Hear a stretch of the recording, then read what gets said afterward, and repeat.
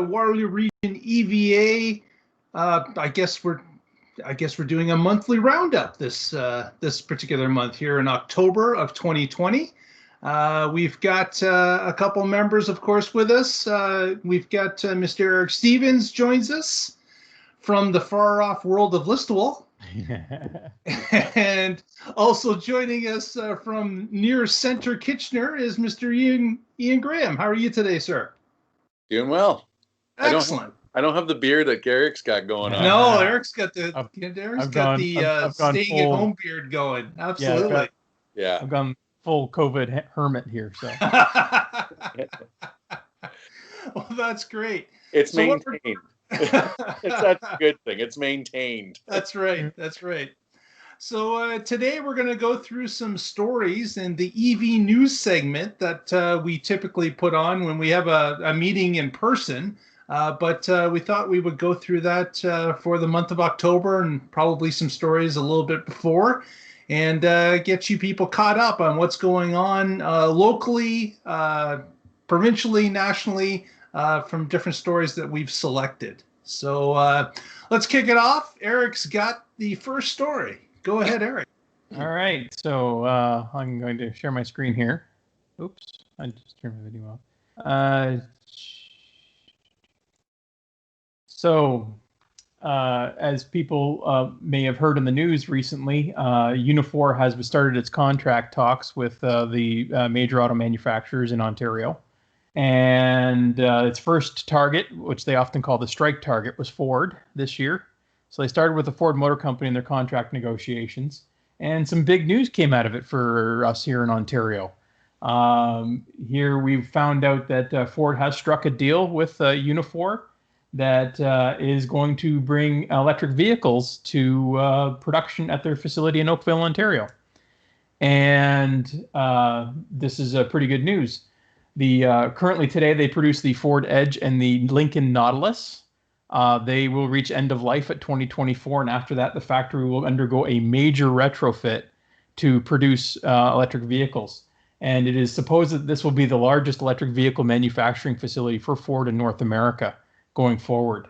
They're planning to build 5 EVs there and also battery assembly manufacturing there as well too. As part of this deal, the federal government is also chipping in $590 million to help encourage Ford to make this investment here in Canada as well too. So it's a big news for Oakville. Absolutely, that's a massive amount of money that has been put together by the provincial and the federal government, I understand. Mm-hmm, yeah, and $1.8 billion by Ford as well too. So this is a major retooling they're doing of the factory. Wow, it really goes to show you can't just sort of switch on a dime when you're changing to some different technology, and the vehicles might be somewhat the same. We might have a Ford Escape EV, or as a friend of mine really hopes for, is a Ford Bronco EV. I've been hearing about all the accessories that vehicle has. You just can't turn this on a dime. It's going to take some time, but it's great to see.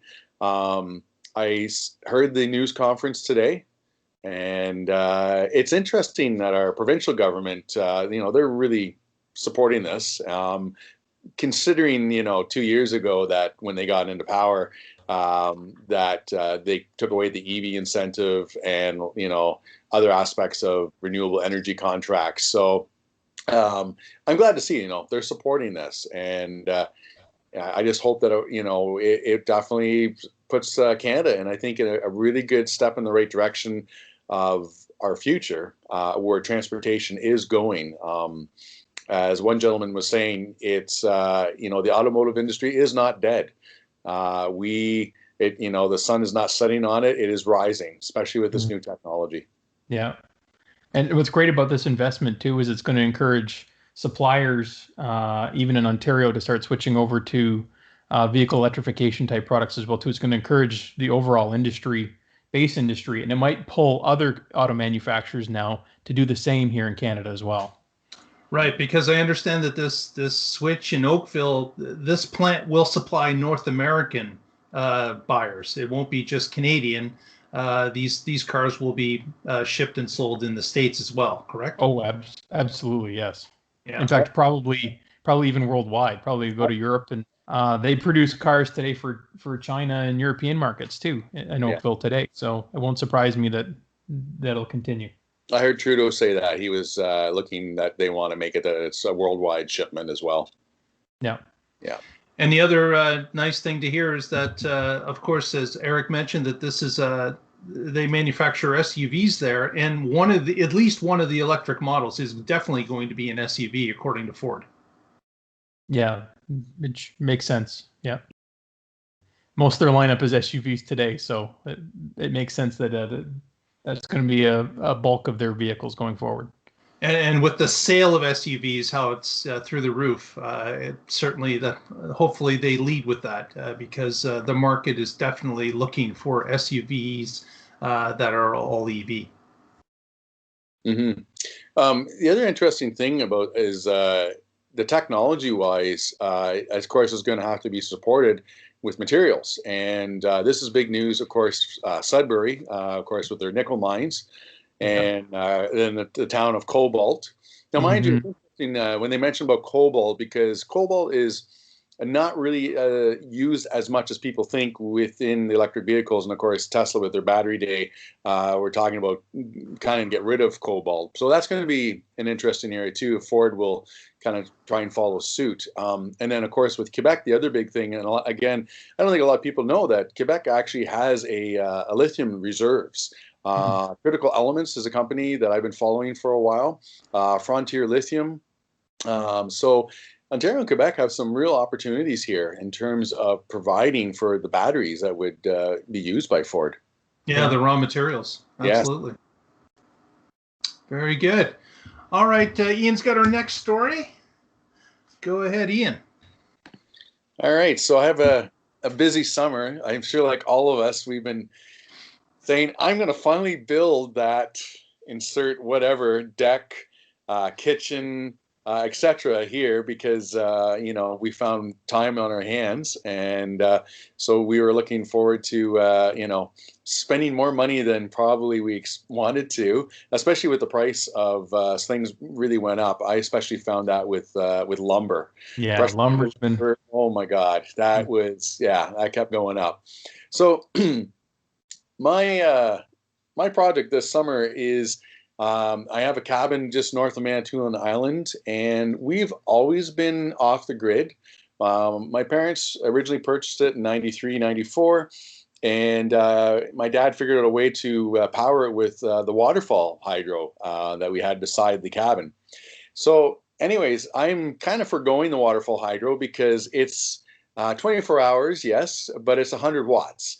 And I'll explain in the system kind of why I went to solar now, because the big reason is the efficiency of panels and the wattage we can put out now is quite good. And it's a heck of a lot easier to set up the solar once and have it run as compared to putting waterfall hydro start of the season and then take it out at the end of the season. And it's a bit of a chore.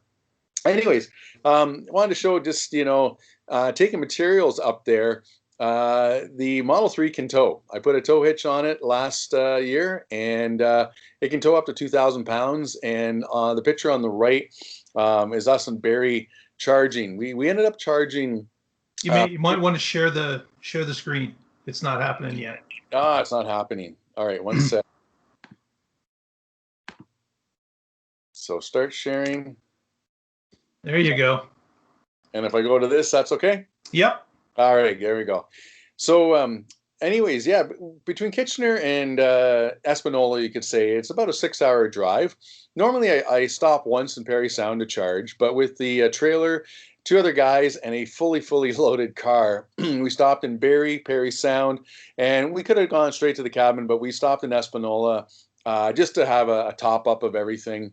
And so that worked out actually really well. The car, towed really well. In fact, I didn't even notice that there was stuff on it, so to speak. But here you can see, what we were towing fully with the panels, the door, lumber. There's some roofing material and stuff.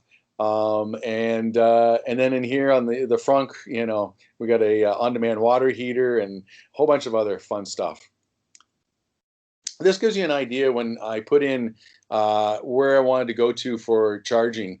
And the gray line shows you what normally it should take, and the green line as you're driving starts to show you as the towing takes some energy. And it really did a great job of calculating what I would have left to get to, for example, Barrie, and then from Barrie to Parry Sound. So it worked out really well.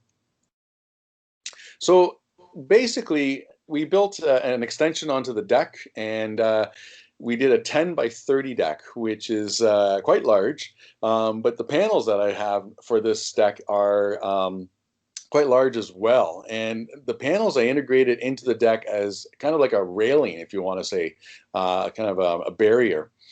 So this is the boat we used to get all the materials there, 14-foot aluminum. And you know what? It did a great job. It took a few trips to get all the boards up, but we did do it. And a little more construction showing here. You can see the waterfalls on the top left. That's actually the first set of waterfalls. And if you go further back, there's actually a second set where we had run the water hydro. It's about 100+ feet away, 150 feet away from the house. So, the deck made a great thing for curling, except that curling rock didn't really move. Rock didn't slide all that well. Yeah, it didn't slide great. But you can see we've got a nice view there as well onto the lake. So, anyways, this is the final product that we ended up with. And the funny thing was that the idea came when I took a panel that I had from my system here in Kitchener that unfortunately the glass had shattered on it. There's a whole story behind that, but I took it up, decided I'll make use of it, and I used it to charge some batteries. And then when I leaned it up on the current deck that was there, just up against like a tote type of thing, I realized, like, hey, this is kind of cool. It's like it's on an angle and it sits kind of nicely, and actually could be like a little bit of a barrier. So right now you can see there's the finished barriers are not there. That's going to be next year's project, that we're actually going to have some glass railing on the side. These panels are 390 watts bifacial. Wow. Which means that they get power not only from the front at 390 watts, but they will get power on the back with reflections from 5 to 40%. So this 1600 watt system is, going to be closer to 1800, even 2000 watts of power. I put this deck up in this area as well because there's a ton of sunlight that comes here. Some people ask why I didn't build like a trellis. Well, if you know the north and you know the nighttime, the stars are beautiful. So I didn't want to take away anything scenery-wise or anything from looking into the night sky. And this, I think, to me, is kind of like the best of everything. You get your power and you still get a nice view of everything. So it worked out well. Yeah, you might even get a bit of reflection there off of the water there too. Yeah, exactly. So that's what I'm kind of hoping. And the back, being that the wood is a light color as well, will help with the reflection too. And of course, if you know the summertime, the sun sets. So if you look at the picture on the left where I'm in my red shirt, the sun sets in the evening there, even further back to the right of where I am. So, and then of course it rises in the morning, even further back. And so this is actually the time that I'm up there. It works out really well for the back part of the panels to be reflective and to capture that energy. So here we are looking proud, not letting on that we are beyond exhausted after 4 days of building a deck and getting the panels up. It was quite a chore, but especially too when you're building on a sloping rock face. That was lots of interesting. Anyways, here is just my last part of the project I've been working on. I'm really close to finishing this off. I'm going to have it done hopefully next week. But this is the combiner box. It's a Midnight Solar. So we got 2 strings going into the box. And there's going to be a tech cable coming out from the box. And the other project was debating, where do I put the batteries, the inverter, the charge controller, etc. And so I ended up building a shed, which I have never done in my life. But thank God for YouTube and everything. And actually just looking at other friends' sheds and stuff. And so we built this 8x6 platform. The walls are 8 feet on the right side and 6.5 feet on the left. And yeah, I think it turned out actually pretty good. The door was from my neighbor who upgraded his front door and was actually just put this to the curb. Nothing was wrong with it, so I ended up taking it up north. It worked out really well. To get power to the cabin, on the left side is a couple of cables. This is from the current waterfall hydro and the inverter. And it's quite thick cable because, again, it's about 100+ feet to get there. So in order to not have much of a voltage drop, you need thick cable. But on the right side is the power coming from the shed that's going to go into the cabin to a brand new breaker box that we have in there. Inside the shed, on the big picture, in the center there, the black box is the Midnight Solar charge controller. That then goes into a DC disconnect that's in the middle. And then to the far right is the Xantrix Trace Elliott inverter, which is 4,000 watt, 24 volt. This inverter is like I don't know, it's built like a tank, and it's got to be at least 15+ years old. I used to use it for my studio here in Kitchener. But yeah, it works really well. And then on the picture on the right is the battery box, and that's going to have 4 6-volt lead acid batteries, deep cycle. Down the road, probably either going to upgrade to 4 more of those batteries at 24 volt, or Eric, I may be talking to you again about building up a power wall with some lithium batteries from used laptops. Well, we'll have to chat about that. Yeah. Yeah. So there you go. That's the solar shed and the solar deck. That was my project for this summer. Fantastic. That's pretty. It's a lot of work. Oh yeah, I think my body's still paying for it. Yeah. Pretty sure. Now, what kind of electricity are you getting from that system now? To be honest, I don't really know as of yet because I need to do the final hookup. So basically, the combiner box where the solar goes into, I just bought the tech cable today, and man, that's not cheap. So the tech cable goes to the charge controller, and then in the house, I'm going to keep the current breaker system in there for the time being, and just make sure everything kind of works. I'm being really cautious of every part of the system as I go along, because I would like to, at nighttime still have hydro to turn the lights on and not be in the dark because I skewed something up. Yeah. But so do you expect that you're going to get this done before winter sets in, or is it going to be not functional until next year? No, it should be done before the winter. Yeah. And you know what? And that was sort of the big thing too, as I was saying in the first point, is that the water hydro does 100 watts, and over 24 hours, that's 2.4 kilowatts. But, when you're dealing with inefficiencies and everything else, I want to say that you're probably closer to 1.8, maybe 2 kilowatts of power. Well, those panels are going to be doing the same amount of power in anywhere from probably 2 to 3 hours or less. Yeah. So it's I'm still going to hook the waterfall hydro up to the system with a charger. I'm still trying to figure that part of it out, because I'm kind of thinking, like, when the sun's down and you can still have a trickle charge going in the evening until the next morning, might as well try and do that to keep the batteries up and going. But overall, the system is probably going to be a lot more power than I think I would ever even use at the yeah. You'll be trying to fit that Tesla onto that aluminum boat to get it over to charge it. Exactly. Don't do that. I'm hoping that the Cybertruck will become amphibious, because they get this boat over and then charge the Cybertruck. Exactly. But next year's a whole nother project. So very good.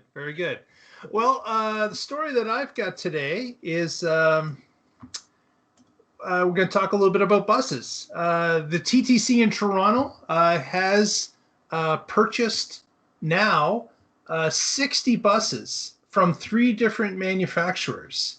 And they have 35 of them are now in service. They come from BYD, from New Flyer, and from Proterra. Proterra, yeah. Proterra, yeah. So they planned to test 20 of each manufacturer's buses on different routes. And of course, they're going to be testing them not only for winter conditions, but charging, maintenance, and its ability to run the routes that they have, different routes. They've got some hilly routes, they've got some regular routes, and of course, winter conditions is also a thing that they're going to be watching for. But the TTC has a plan to convert all its buses once we get to 2045. All of them should be converted to electric.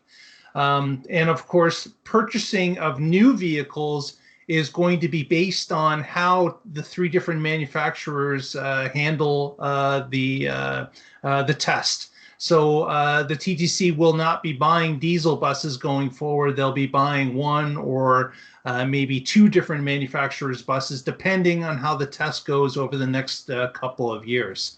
So these buses have been in action already. As I mentioned, there's 35 that are in action already in Toronto at 3 different depots.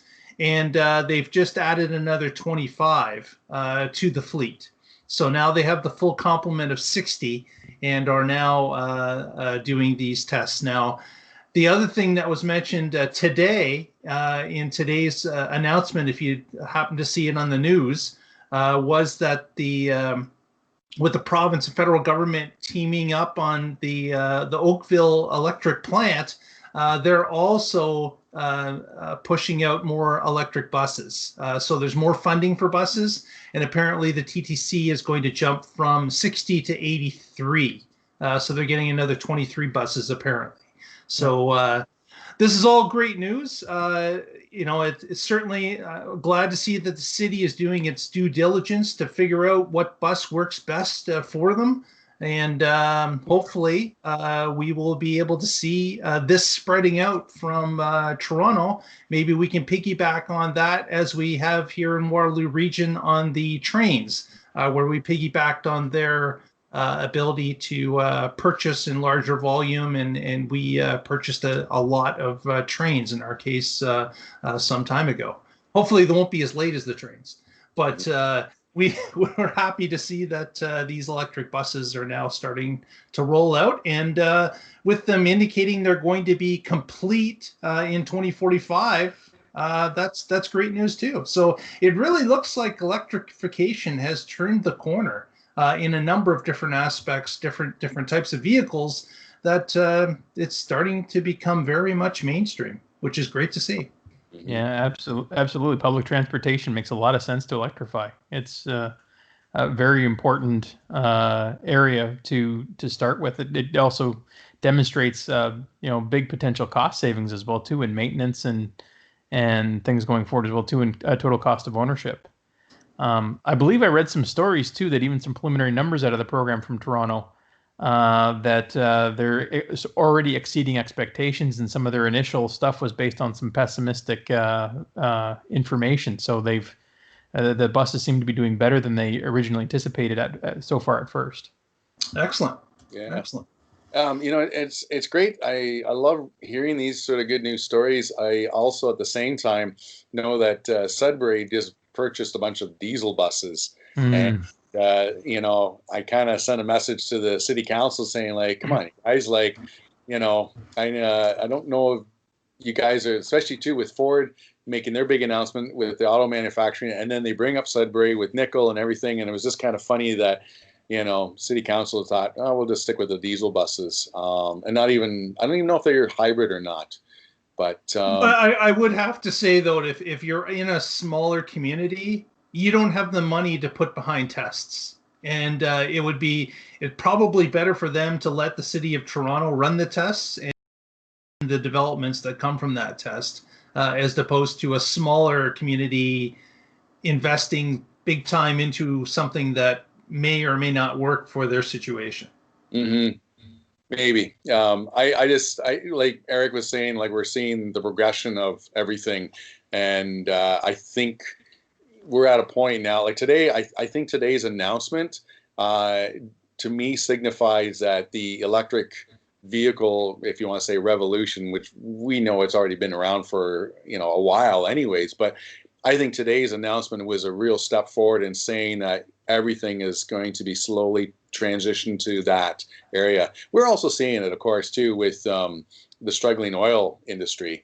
And there's, I'm seeing more institutions that are, divesting from oil and that. And a friend made a good point, too, is like, it's not so much that he's against the oil industry, but we need to stop burning it. Let's make actual use of oil for what makes the most sense, and that we can, repurpose it and etc. So I get what you're saying too with Sudbury. They probably are smart maybe to let's take a step back and just see what Toronto gets that way. And I think it's the timeline though is the cost of, if are they going to save very much by going to these diesel buses because. As you were saying too, like the maintenance costs and everything else is so much lower. The payback time is going to be a lot quicker. And then, as mentioned as well, the fact that the naysayers are being kind of shown some results that are much better than anticipated. Yeah. But it's being I'm sure with any city council, it's going to be difficult to make some of those decisions. I even tonight on the news is hearing about City of Guelph trying to make a decision about their new library, and the mayor's instead saying like, well, what about our roads? So that's got to be a tough job. Absolutely. Yeah. Yes. Eric's got our next story. What would that be, Eric?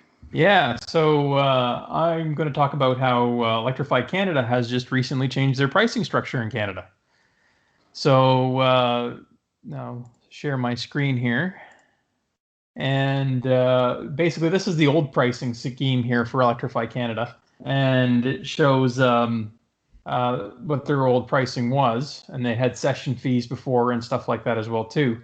But now they've updated their pricing scheme here to this here. So they've moved the power levels up, which should make all the Kia and Hyundai electric EV owners that were sitting on that charging curve before at the 75 kilowatt mark.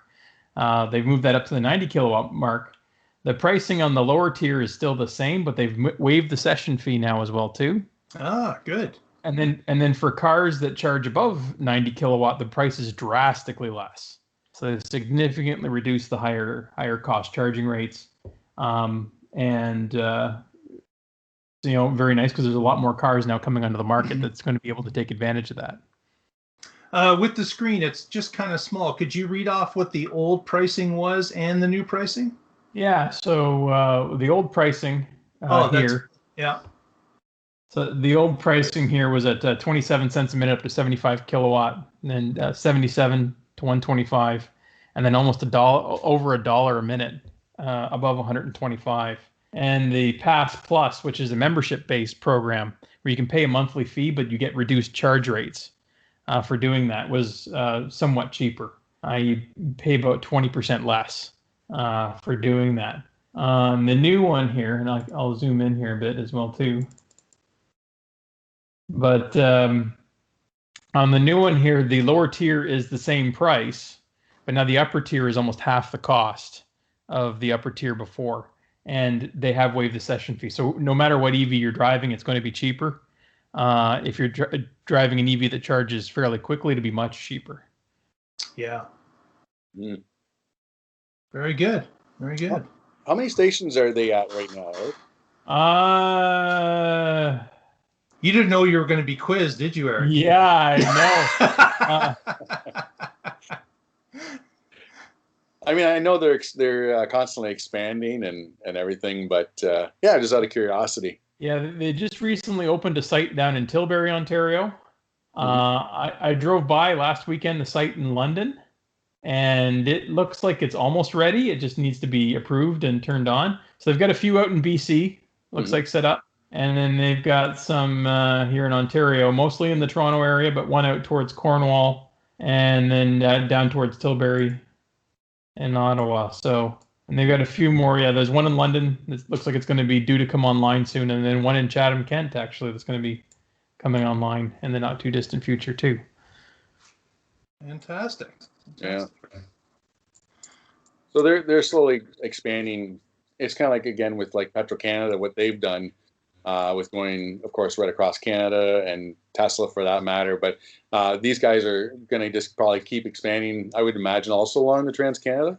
Yeah, they're focused, it looks like, on the main population centers in Canada. So they're doing basically the Windsor to Quebec City corridor. And then they're also doing out west, basically the Vancouver to Calgary corridor. Right. Yeah. And so that's their focus, but they're also building a large. These are fairly larger, high-powered sites too. So they're building minimum of 4 chargers per site, 150 to 350 kilowatt chargers. So these sites will take quite a bit of power. So unlike some of the along the Trans-Canada, there's some pretty remote areas where it might be difficult to get that level of power to those sites. They may be calling you, Ian, for your water hydropower. That's right. Yeah, the 50 kilowatts will go to 50.05. One thing they're doing as well too is they're going to be adding. It's not in here, but they're going to be adding canopies actually to each of their sites as well too. So each of their sites now will have canopies there, which will be nice. That'll help protect you from the elements a little bit when you go and get in the plug as well too. Okay. I saw that. I thought that was a great idea. I kind of hope that they might actually, with the canopies, maybe consider putting solar on them as well. Absolutely, yeah. So. Very good. Okay, so Ian's got our next story. Yeah, so share screen, start sharing. So this just came out. My friend actually, who helped me build the deck and that, he's been watching a lot of the technology with the EVs and that. He doesn't have an EV as of yet. He's one of these guys still on the sidelines, more just to the car he's got is so cheap, it's kind of like a Volkswagen Golf, so it doesn't take much to fill up. But anyways, he keeps an eye on things, and he sent this to me this week. TD Bank, they have a financial subsidiary that is invested in northern Alberta with Tesla, and basically Tesla megapacks, and it's the largest use of energy storage technology in Canada. They call it the E-Reserve, and basically it'll equip the province with batteries, 3 20 megawatt Tesla megapacks, which help store extra power and balance the province's power grid. And of course, as they add more renewable energy to this, this will really help with everything. The first megapack's being built in Rycroft right now, should be online by December, and Buffalo Creek Grand Prairie will receive their installations by mid-2021. Now, of course, in Australia, Tesla did a megapack there, and with storing renewable energy, and that saved them a ton of money, helped them also with brownouts. It's working quite well. And it's interesting, in the summer also, I saw that in Europe, the renewable energy has basically on average been about 55% of the energy provided to Europe. And as the battery storage technology is integrated, the whole idea of intermittency, the wind doesn't blow, the sun doesn't shine. They're showing in Europe that really isn't an issue at all once you've got the battery packs in place, and especially when you're dealing with these mega battery packs as well. So I'm not too sure how Jason Kenney feels about this in his backyard, but it's one of those things where this is that transition we're making towards this technology, and the naysayers we're proving them wrong in a lot of this respect, and also saving money as well. Yeah, battery packs help in many different ways. I mean, they help with voltage stabilization in the grid. Mm-hmm. Electricity is one of those things that when you turn your lights on, you expect to have the power there to be able to run it. And demand is constantly fluctuating at a very high speed. And power plants can't always, or it's quite difficult for them to dance that balance to make sure that you always have the right amount of power when everybody needs it. So battery packs are nice because they're able to respond so quickly and able to deliver power when they need it. And it helps smooth out the grid and make transitions much faster. So it helps with facilities that are running, rapid power generation, that you don't need that as much, because that's often where you get the dirtiest fuel. Is you get these power generators that have to respond quickly to changes to the grid, and that's often where the dirtiest and most inefficient power is usually delivered. And batteries do a good job of filling that role and cleaning the grid, even if you're not even switching from to renewables. This is a big benefit as well too, to helping cleaning the grid. And of course, with renewables, this makes them much more feasible and expands their scope of how much they're able to power in a local area as well too. Mm-hmm. Exactly.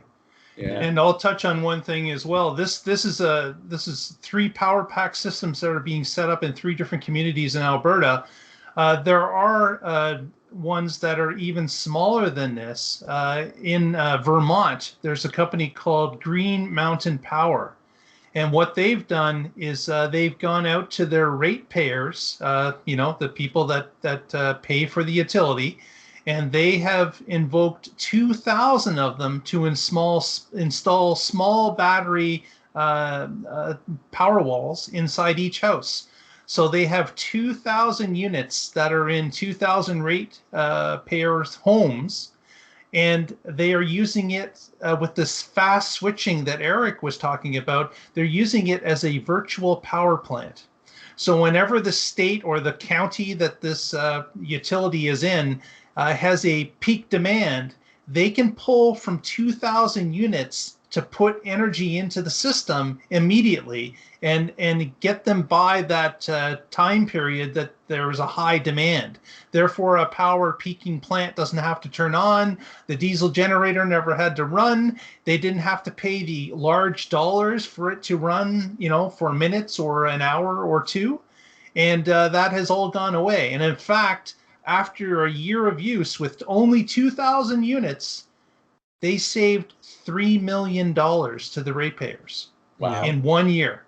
Yeah. Their program is continuing. They'll be adding another 1,000 units in 2021, and they expect that their savings for the next year will be about $5 million. So that's a smart thing to be able to do, with electricity being able to switch on and off in microseconds. Having a virtual power plant shared amongst all the people that are paying rates for it makes a lot of sense. And on top of it, if there was a blackout or a transformer that fell over, or snow stopped the power from running, all those homeowners would have a backup system ready to use in their house. Wow. So it works in a couple of levels. Do they say is it kind of similar like a power wall, the idea? And yeah, that's what it is. It's a power wall that they're supplemented. They pay I believe it's a $55 a month fee, and they get to participate in the savings. So they get a check back from the utility as the month goes along. That's so awesome. It's a great system, and this virtual power plant is a coming thing that more and more communities are starting to embrace. Yeah. How many kilowatts by chance, do you know? I just know there's 2,000 Tesla Powerwalls. I don't know the actual total of it, but you could figure that out if you wanted to. Yeah, I was going to say, okay, yeah. Yeah. That's awesome. Very good. Our next story is about a Canadian company that has done a little testing in all places Norway. So this is Coche-Tard. Coche-Tard. I like the old name better, Winks, because it was much easier to pronounce. But this group also owns Circle K in the U.S. They're a huge conglomerate of convenience stores based out of Quebec. And what they did about, I guess it was about 9 or 12 months ago, they ran a test in Norway. And of course, if anyone knows about Norway, they're a mass adopter of electric vehicles. And what they did is at their convenience stores in Norway, they installed level 2 charging to allow their customers to charge their vehicles while they were shopping. And of course, to supplement their gas stations, which of course are at a number of different convenience stores. So they're adding another alternative fuel to their convenience location in order to help their customers that have electric vehicles. Well, they had such a great success in Norway. And again, remember, Norway is a huge adopter of electric vehicles. They decided that they were going to move the program into North America. So they will now be outfitting a number of stores, starting in Quebec and moving down the U.S. East Coast. They will be installing a number of different charging stations throughout North America and, of course, Europe as well. So this little test that they did in Norway allowed them to show them the benefits of EV charging and what could be done at their convenience stores. And they've decided that they were going to move forward with that. So fantastic to see. Good to hear that they're moving this back to where they're based. And hopefully we'll start to see this pop up at other places, because just having a level 2 here and there at different places where you shop or where you frequent certainly helps us all, because for driving around town, you don't necessarily need a 4-hour charge. Having a 20-minute or 30-minute charge can certainly suffice for a lot of the running around you do in town. So good to see that Winx and Circle K are going to move forward with this and start installing some of this stuff in Canada and the United States. Yeah, absolutely. I follow a YouTuber in Norway, Bjorn Nyland, or he goes by Tesla Bjorn on YouTube. Yep. And you see him commonly stop at many of the Circle K stops in Norway, and they have wonderful charging setups there. Beautiful, a number of banks of DC fast chargers there at many of their sites, and they're just great setups. Many of those places they have there now don't just have convenience stores, but they often serve food and many other things there as well too. So it actually becomes a more inclusive stop for EV owners that you need to, while you're charging, you can grab a bite to eat, use the washroom, things like that. So I look forward to seeing these sites coming to North America. Mm-hmm. Absolutely. All right, so the wrap up today is with Eric. What's our final story, Eric? I'm going to continue the theme of charging networks here, and I'm going to talk about Ivy, actually. So for those that don't know, Ivy is a partnership between Ontario Power Generation and Hydro One to build a charging network in Ontario. And they have been expanding quite quickly, actually. They have a large number of sites that are now open in Ontario, and they are building out very quickly. And they have a number of sites planned for the Kitchener-Waterloo Guelph area as well, too. And I kind of wanted to highlight some of them. So they already have a site open in Brantford that has 6 charging ports, including 50 kilowatt stations and 150 kilowatt stations. And they're going to be opening 3 sites. The one in Kitchener looks like it's going to be at the Canadian Tire at the Herbsville Road and Herb, out towards Ear Needles that way. And they have one in Guelph on the Canadian Tire and Stone Road, right near the Stone Road Mall. They're going to be building a site. And then they have another site in Cambridge, though it looks like they haven't detailed exactly where that's going to be, but it looks like it's going to be not too far from 401 and Hespeler Road there. So a good site there. And they've been building out, quite quickly here in Ontario, and they have a large number of sites planned all through Ontario, and they have a number of sites already open. By the one in London yesterday, they now have a site open in Windsor, and a whole bunch planned for the Greater Toronto area. And wonderfully too, they have a whole lot of sites planned for Northern Ontario. So it'll be very good for connecting the north and getting electrification out to even Kapuskasing and Timmins and stuff like that as well too, where today it would still be somewhat difficult, but they're already getting out there, and they already have some sites open here up to Temiskaming and White River and stuff like that. So they're expanding very quickly, and it will go a long ways to expanding electrification here in Ontario. Mm-hmm. It's interesting. Just seeing on the map there, Manitoulin Island. Of course, that's close to my places up north. But Manitoulin Island also is going to be doing some charging stations as well. I'd have to read the article again as to who's doing it, but that's an area that's been really lacking to have any sort of charging there. So that's also coming up. But it's great to see that northern route, all those potential, like the future circles there of places, and definitely areas up north that you wouldn't expect. I'm looking at the one, looks to me almost like Chapleau. Yeah, I think yeah, that is Chapleau, I think. Yeah, they don't have an address up for it yet, but I believe that is going to be the Chapleau area. Yes. Yeah. Black River is open. Sault Ste. Marie is open. Yeah. What's the fees on Ivy? That's a good question. I got all the good questions for Eric tonight. Don't know. Has anyone here used an IV charger previously? I haven't actually.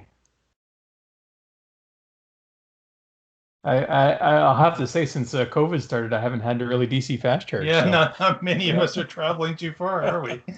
Yeah. But I'm not too sure of the rates. Well, I know. Yeah, we'll check out the website later. We'll let people, the audience, they can go there and look that up. Yeah. But well, that's great. Well, guys, I appreciate your time tonight, and thanks for joining me. And you, the listener out there, the viewer, if you've got stories you would like to share, please feel free to email them in or share them on social media. And you can follow us on our Twitter feed, WREVA Group. You can follow us on Facebook, again, WREVA, just look that up. And certainly you can email us at wrevag@gmail.com. You can send us a note there. So if you haven't already, please give us a thumbs up on the video, press the subscribe button, and you will be of the first to know when a new video has been released. And hopefully we'll be adding a few more of these. We'll try to keep it up monthly for you guys. And we will talk to you all at a later time. Thank you very much for joining us. Ian, Eric, thank you again. And with that, we say goodnight, and we will talk to you next time. Thanks very much. Bye-bye. Have a good night. Good night.